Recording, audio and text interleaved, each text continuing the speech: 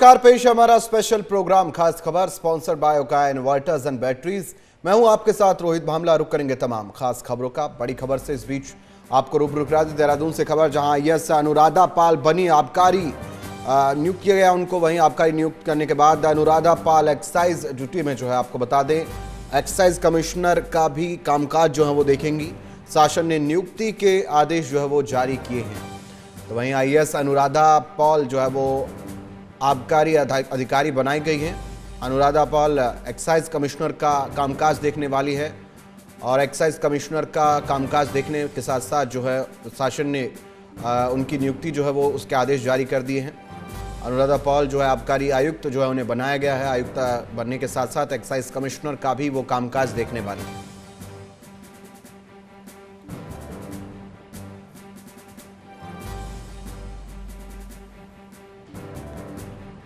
IAS Anuradha पाल आबकारी आयुक्त जो है उन्हें बनाया गया है। शासन ने उसको लेकर आदेश जो है वो जारी कर दिया है। इसमें बता दें आपको कि अनुराधा पाल एक्साइज कमिश्नर का भी कामकाज देखने वाली है।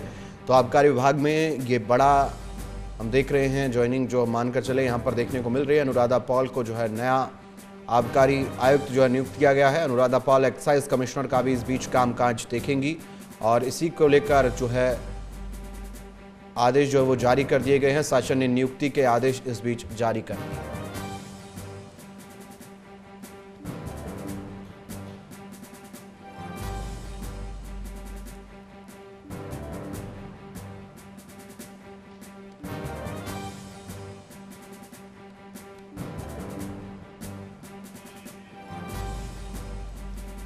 चलिए, खबर पर तमाम जानकारी के लिए मनीष टंगवाल हमारे सहयोगी हमारे साथ जुड़ चुके हैं। उनका रुख करेंगे। मनीष, आईएएस अनुराधा पॉल को आबकारी आयुक्त नियुक्त कर दिया गया है। साथ ही साथ एक्साइज कमिश्नर का भी जो पदभार है वो संभालने वाली है। बड़ी जिम्मेदारी उनको दी गई है। क्या कुछ ये जो नियुक्ति है वो की गई है और इसके तहत जो है अब कितनी बड़ी जिम्मेदारी अनुराधा पॉल को मिल गई है और कैसे वो सुनिश्चित करने वाली है, फिलहाल क्या कुछ अपडेट? देखिए, बिल्कुल जो आबकारी आयुक्त थे हरीशचंद्र सेमवाल, वो इसकी का जो महीना गया है उसमें सेवानिवृत्त हुए हैं। तो उनकी जगह जो है किसी आईएएस अधिकारी को ये जिम्मेदारी दी जानी थी। तो उसके चलते अनुराधा पॉल को अब आबकारी आयुक्त बनाया गया है, क्योंकि हरीशचंद्र सेमवाल जो है वो सेवानिवृत्त हुए। तो उनकी सेवानिवृत्ति के बाद जो है अनुराधा पॉल को आबकारी आयुक्त की जिम्मेदारी दी गई और एक बड़ा जिम्मेदारी वाला पद है, क्योंकि आबकारी वो अगर देखें तो राजस्व की दृष्टि से देखें तो काफी अहम जिम्मेदारी हो जाती है। और राजस्व कलेक्शन एक आबकारी विभाग जो है महत्वपूर्ण जिम्मेदारी प्रदेश की आर्थिकी में बनता है। तो इस लिहाज से काफी बड़ी जिम्मेदारी और अहम जिम्मेदारी ये है, खासकर महिला आईएएस अधिकारी के तौर पर। जी बिल्कुल मनीष, अब एक्साइज कमिश्नर का भी कामकाज वो देखने वाली है। दोहरी हम कहें जिम्मेदारी उन पर जो है आ गई है। अब अनुभव की बात की जाए, क्या उनका अनुभव है और कितनी सक्षम वो अभी तक अपने तमाम आईएएस कार्यक्रम जो उनका कार्यकाल था उसमें किस हद तक परफॉर्मेंस उनका देखा गया है? देखिए, काफी जो है वो कर्मठ अधिकारियों में से वो मानी जाती हैं और कई जिलों का भी वो प्रभार जो है वो संभाल चुकी है। तो अमूमन देखा जाता है जब कोई आईएएस अधिकारी जिलों का प्रभार संभालता है तो काफी अनुभव उसे जो है वो जिम्मेदारी निभाने से आ जाता है जब जिलाधिकारी के तौर पर वो काम करता है। तो अनुराधा पॉल भी एक जिम्मेदार अधिकारी हैं और उम्मीद की जा रही है कि इस जिम्मेदारी को बखूबी बेहतर तरीके से निर्वहन करेंगे। जी चलिए मनीष, तमाम जानकारी आपने इस खबर पर साझा की। फिलहाल आपका खबर पर तमाम जानकारी के लिए बहुत बहुत शुक्रिया। आप बने रहिए हमारे साथ, अगली खबर पर भी आपका रुख किया जाएगा। तो अनुराधा पॉल को एक्साइज कमिश्नर का जो है कामकाज भी देखना है। साथ ही साथ बड़ी जिम्मेदारी जो है वो आईएएस अनुराधा पॉल को मिली है। आबकारी आयुक्त उन्हें जिम्मेदारी जो है वो सौंप दी गई। वहीं मुख्यमंत्री पुष्कर सिंह धामी ने सभी जिलाधिकारियों के साथ वीडियो कॉन्फ्रेंसिंग के माध्यम से बैठक की। इस दौरान उन्होंने विकास कार्यों की समीक्षा की। मुख्यमंत्री पुष्कर सिंह धामी ने अधिकारियों से कहा कि 2047 तक प्रधानमंत्री नरेंद्र मोदी के विकसित भारत के संकल्प को पूरा करने की दिशा में हर क्षेत्र में तेजी से काम किए जाए। विकसित उत्तराखंड के लिए ग्राम स्तर से जनपद स्तर तक 2047 के विजन पर जिलाधिकारी खाका तैयार करें। साथ ही मुख्यमंत्री ने कहा कि समाज के अंतिम छोर के लोगों तक सरकार की जन कल्याणकारी योजनाएं पहुंचे, ये सुनिश्चित किया जाए। मुख्यमंत्री ने कहा कि अंतर्राष्ट्रीय योग दिवस के लिए भी सभी जिलों में व्यापक जागरूकता अभियान चलाया जाए।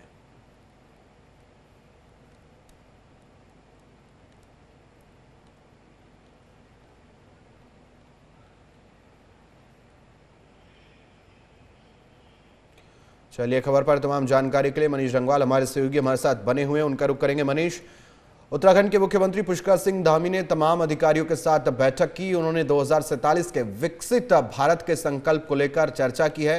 क्या ये बैठक खास रही? क्या कुछ खास इस बैठक में जो चर्चा वो देखने को मिली? क्या कुछ आगे जो है जिला अधिकारियों को आदेश जो जारी किए गए हैं?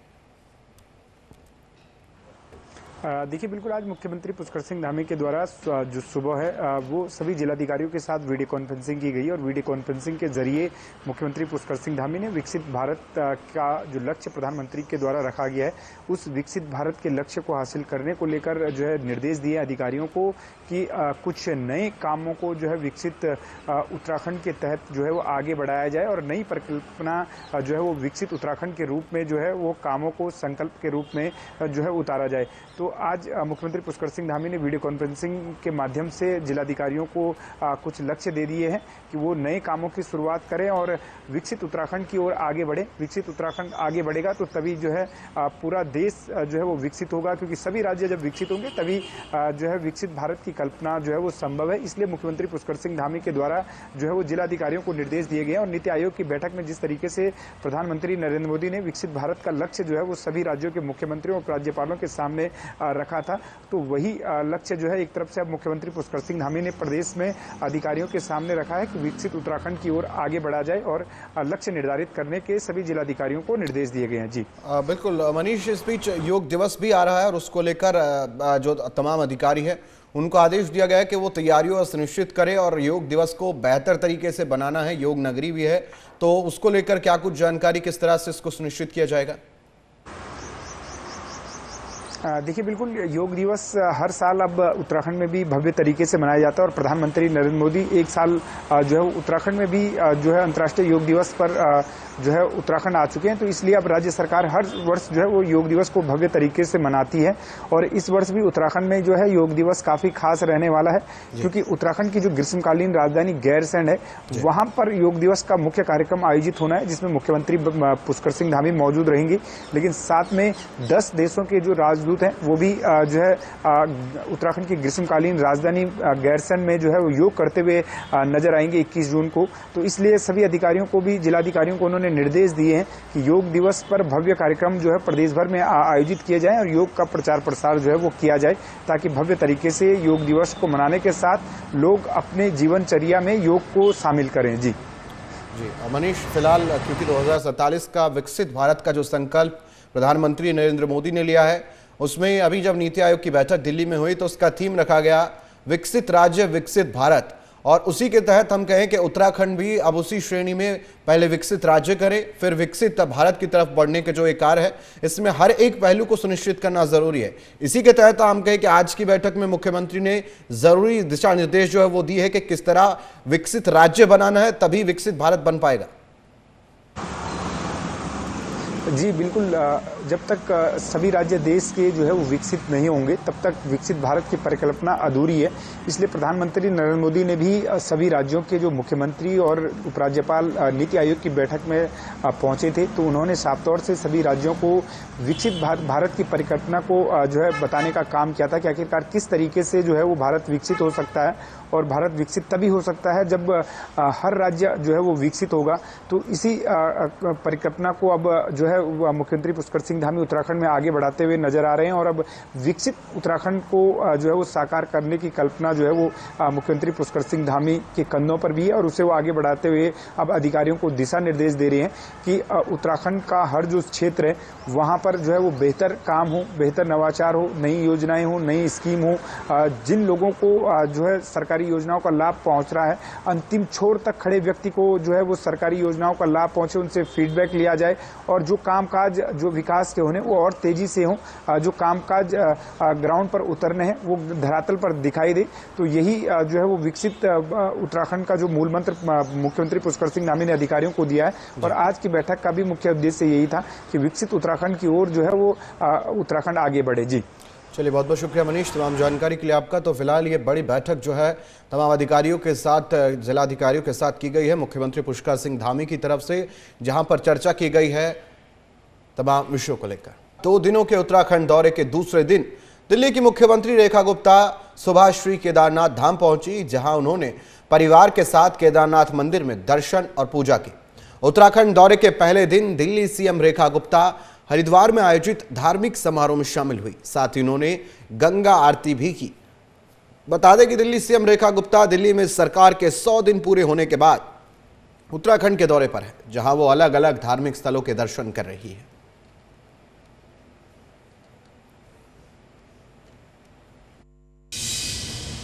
आज बहुत ही प्रसन्नता का अनुभव हो रहा है कि बाबा के चरणों में मैं अपना माथा टेक सकी। बाबा केदारनाथ की कृपा हुई, परिवार समेत मैं यहाँ दर्शन करने आई हूँ और मैंने बाबा के चरणों में एक ही अपनी मंशा जाहिर की है कि प्रभु इतना आशीर्वाद दो हम भारतवासियों को कि विकसित भारत, विकसित दिल्ली के इस लक्ष्य को हम सब मिल करके पूरा कर सकें। और मेरे ऊपर तो जो प्रभु की कृपा है, जो जिम्मेदारी मुझे दी है दिल्ली के विकास के लिए, दिल्ली के लोगों की खुशहाली के लिए, मुझे प्रभु की शक्ति मिले और मैं अपने कार्य में पूरी मेहनत के साथ, पूरी शिद्दत के साथ में दिल्ली के निवासियों की सेवा कर सकूं और हम सब के ऊपर बाबा का आशीर्वाद बना रहे, देश आगे बढ़े, दिल्ली आगे बढ़े और सभी जन खुश रहें, समृद्धि हो और हर परिवार में उनका आशीर्वाद छाया रहे। बाबा केदारनाथ जी की बहुत बहुत जय। जय बाबा केदारनाथ, हर हर महादेव। वह दिल्ली की मुख्यमंत्री रेखा गुप्ता ने अपनी परिवार के साथ भगवान बद्री विशाल के दर्शन भी किए। इस दौरान उन्होंने बद्रीनाथ धाम में यात्रियों के साथ मुलाकात की और पूरे देश की सुख समृद्धि के लिए भगवान बद्री विशाल से प्रार्थना भी की। इस दौरान उन्होंने कहा कि बद्रीनाथ धाम के दर्शन करके सुख की अनुभूति हो रही है। साथ ही उन्होंने कहा कि विकसित भारत के लक्ष्य को लेकर दिल्ली की विकास को लेकर उनकी प्राथमिकता रहेगी। अरे भैया आराम से। आज मुझे बाबा बद्री विशाल के दर्शन करके अत्यंत सुख की अनुभूति हो रही है। मैं अपनी ओर से, समस्त दिल्ली वासियों की ओर से बाबा के चरणों में प्रणाम करती हूँ और बाबा से यही कहती हूँ कि पूरी दिल्ली को, पूरे देश को, पूरी दुनिया पर अपना आशीर्वाद बना करके रखे और उनकी कृपा सब पे बरसती रहे। विकसित भारत हो और विकसित भारत के मार्गदर्शन में विकसित दिल्ली हो और मुझे इतनी शक्ति दे कि मैं अपने दायित्व का निर्वहन अच्छे से कर सकूं और सभी दिल्ली वासियों के सुख सुविधा का ध्यान रख सकूं। जय बद्री विशाल। जय बद्री विशाल।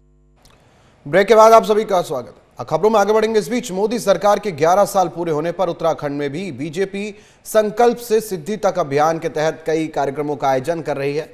इस अभियान के तहत जो है केंद्र की ओर से शुरू की गई योजनाओं के बारे में लोगों को जानकारी दी जाएगी और इसके लिए देहरादून स्थित पार्टी कार्यालय में बीजेपी नेताओं की बैठक होगी और विशेष चर्चा के बाद करने के बाद जो है टीम का गठन भी किया जाएगा। ये टीमें अभियान के तहत अलग अलग विधानसभा क्षेत्रों पर जाकर लोगों को सरकार की योजनाओं के बारे में जानकारी देगी।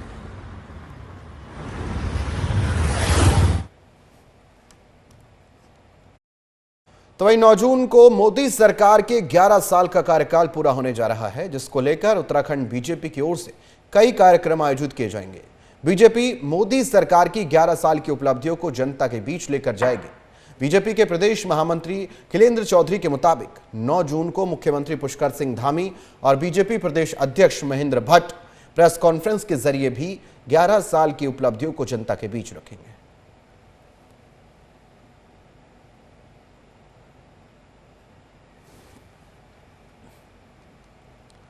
वहीं केंद्र में मोदी सरकार के 11 साल को लेकर उत्तराखंड के पूर्व मुख्यमंत्री और कांग्रेस नेता हरीश रावत की प्रतिक्रिया सामने आई है। उन्होंने कहा कि देश की जनता की आर्थिक स्थिति ठीक नहीं हुई है, देश में बेरोजगारी बढ़ रही है।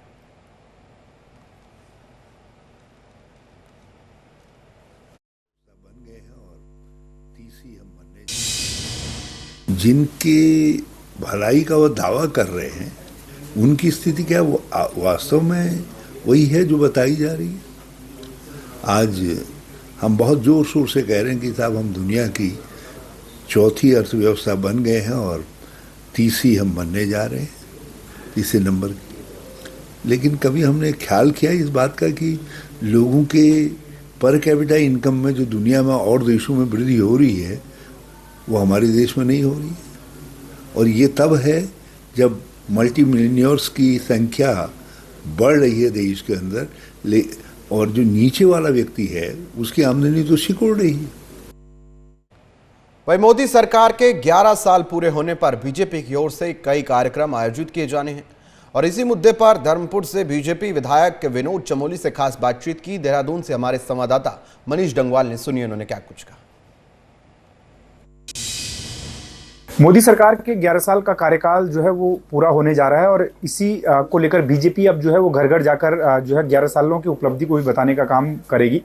बीजेपी के विधायक धर्मपुर से जो विनोद चमोली जी हमारे साथ मौजूद है। सर, किस तरीके से आप देखते हैं 11 साल का जो कार्यकाल प्रधानमंत्री के रूप में नरेंद्र मोदी का होने जा रहा है, किस तरीके से इन 11 सालों को आप देखते हैं? देखिए, 2014 से लेकर लगातार आज तीसरी बार मोदी देश के प्रधानमंत्री बने हैं। यही इस बात की गारंटी है कि हमने बेहतर काम किया है, तो देश की जनता ने हमको तीसरी बार सत्ता सौंपी है और आज तीसरी बार माननीय मोदी जी प्रधानमंत्री बन पाए हैं। तो कह सकते हैं आप कि ये 11 साल बेमिसाल बहुत बेहतर काम हुआ पूरे देश के अंदर और पूरे देश की जनता मोदी जी के साथ खड़ी है।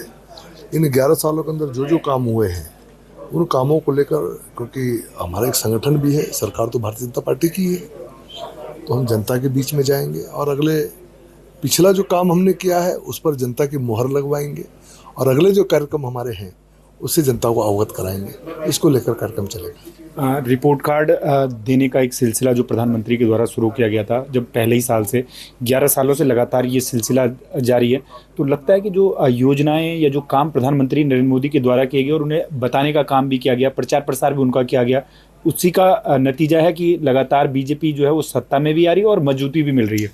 देखिए, मैं एक दो बातें बताऊंगा क्योंकि ऐसा तो बहुत बड़ा विषय है ये। अगर इस पर डिबेटें हो सकते हैं, बहुत लंबे समय तक चर्चा वार्ता हो सकते हैं।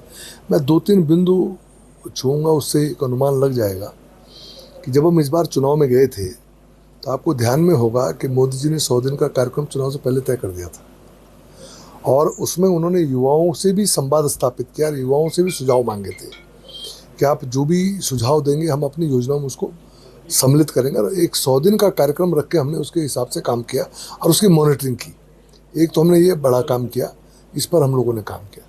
दूसरा, जो अभी हम आतंकवाद से त्रस्त देश हैं, ये सब मानते हैं, उसको लेकर जिस प्रकार के अपने रणनीतिक हमने एक इसमें एक नयापन लाए हैं। ये कहिए कि हमने अपनी स्ट्रेटजी बदली है पिछले सालों की अपेक्षा और उस पर हम खरे उतरे हैं और जनता उससे कन्विंस है, क्योंकि हमने 3 स्ट्राइक किए हैं। हमने पहले सीधे आर्मी की स्ट्राइक की हमने, दूसरा फिर हमने एयर स्ट्राइक की, फिर इस बार एक बड़ा ऑपरेशन हमने किया है, ऑपरेशन सिंदूर के नाम से। तो देश की जनता को ये बताने में हम सफल रहे हैं कि हम आतंकवाद के खिलाफ इनटॉलरेंस हैं, क्योंकि हम आतंकवाद के खिलाफ 0 टॉलरेंस की पॉलिसी अपनाए हुए हैं और हमने समय पर जवाब दिए, माकूल जवाब दिए और देश की जनता हमसे कन्विंस है। एक बड़ा मुद्दा है इस देश के अंदर और उस पर हम इस समय मैं कह सकता हूँ कि हमने अपने स्टैंड को जस्टिफाई किया और देश की जनता हमारे साथ खड़ी हुई है। जहाँ तक डेवलपमेंट का प्रश्न है, अभी आपने देखा कि हमारा जो GDP ग्रोथ है वो बहुत तेज़ी से आगे बढ़ रहा है। इस तिमाही का हमारा 7% से ऊपर हम चले गए हैं। जो पहले हमारा पिछले वर्ष का 6.5% था, वो हमारा 7.2% से ऊपर चला गया है। तो GDP ग्रोथ में हम ऊपर आए हैं। एक हमारा ये बड़ा काम है जो हम सामने आया। और आपने देखा होगा कि मोदी जी के आने के बाद हम दुनिया की पहले 5वीं अर्थव्यवस्था बने और आज हम 4थी अर्थव्यवस्था बन चुके हैं। तभी संभव हो पा रहा है कि केंद्र में भी हमारी सरकार है, प्रदेश में भी हमारी सरकार है और लोकल बॉडीज में भी हमारी सरकार है, पंचायतों में भी हमारी सरकार आनी है। ये तभी ये काम संभव हो पा रहा है। धन्यवाद हमसे बातचीत करने के लिए। ये भाजपा विधायक विनोद चमोली, जिनका साफ तौर से कहना है कि जो प्रधानमंत्री नरेंद्र मोदी के 11 साल के कार्यकाल रहे हैं वो बेमिसाल रहे हैं। कैमरामैन मनोहर के साथ मनीष डंगवाल, MH1 न्यूज, देहरादून। वहीं पौड़ी स्थित राजमती देवी सरस्वती विद्या मंदिर इंटर कॉलेज तिमली के 25 साल पूरे होने पर रजत जयंती समारोह आयोजित की, जिसमें पूर्व CM तीरथ सिंह रावत बतौर मुख्य अतिथि शामिल हुए। पूर्व CM तीरथ सिंह रावत ने कार्यक्रम को संबोधित करते हुए कहा कि छात्रों का उत्साहवर्धन किया। उन्होंने कहा कि सरस्वती विद्या मंदिर के विद्यालयों के छात्र पढ़ाई के साथ साथ हर क्षेत्र में अपनी प्रतिभा का बखूबी प्रदर्शन कर रहे हैं। कार्यक्रम के दौरान करीब 300 पूर्व छात्र और शिक्षकों को सम्मानित भी किया गया। आज पौड़ी में सभी लोग सरस्वती विद्या मंदिर तिमली के द्वारा 25 वर्ष पूर्ण होने पर सिल्वर जुबली का कार्यक्रम आयोजित किया गया, जिसमें बच्चों का रंगारंग कार्यक्रम और उनका शारीरिक और भाषण ये सारे देखने को मिले। बड़े उत्साहजनक थे, उत्साहपूर्ण थे और वो सारी जो तैयारी यहाँ के प्रधानाचार्य उनके आचार्य किया है, उनको मैं इसके लिए बहुत बहुत बधाई देता हूँ और शुभकामनाएं देता हूँ। और आज मेरी कहूँ तो विद्या भारती का नाम पूरे देश के अंदर, और जिसने अच्छे अच्छे विद्यार्थी यहाँ से निकाल करके हर क्षेत्र में आगे बढ़ाने का काम किया, चाहे आप सिविल सर्विसेज में हो, चाहे वो किसी भी क्षेत्र में हो, आज विद्या भारती के बच्चे सब जगह दिखते हैं। वहीं उत्तराखंड में बाहरी लोगों के खिलाफ सत्यापन अभियान जारी है। वहीं हल्द्वानी में बाहरी लोगों के सत्यापन के दौरान बड़ा खुलासा हुआ है। सत्यापन के डर से कुछ लोग हल्द्वानी शहर छोड़कर पिछले 15 दिनों में लापता है, जिनकी पुलिस जांच भी कर रही है। पिछले एक महीने में जिले में करीब 20 से 25 हजार बाहरी लोगों का सत्यापन किया जा चुका है। कुछ लोगों के पास से फर्जी दस्तावेज भी बरामद हुए हैं। इसको लेकर एफआईआर भी दर्ज की जा रही है। उनके मकान मालिक से भी पूछताछ फिलहाल जो है वो की जा रही है।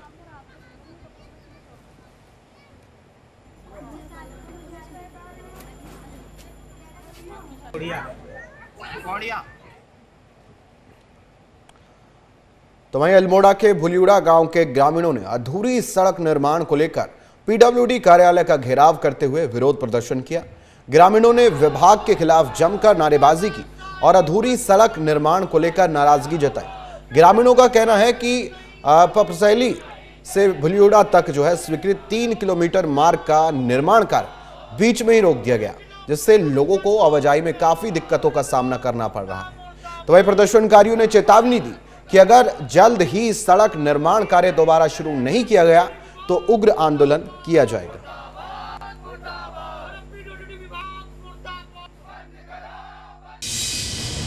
गाँव शहर से नज़दीक 3 किलोमीटर भुलियुड़ा के बारे में है, जो लगभग 4 साल से काम रुका पड़ा है और आधा अधूरा काम हुआ है। परसों हाल ही में बीच में इन दोनों के कोऑर्डिनेशन में बात करी थी पीडब्ल्यूडी और वन विभाग की। आश्वासन दिया गया था 6 दिन में काम शुरू हो जाएगा, पर आज 6 महीने हो चुके हैं, ये काम शुरू नहीं हुआ है। और 4 सालों से ग्रामीणों का शोषण इन्होंने करा है और ग्रामीणों की समय की कोई वैल्यू नहीं रखी इन्होंने, और हर समय ये आश्वासन देके और ग्रामीणों का शोषण कर रहे हैं।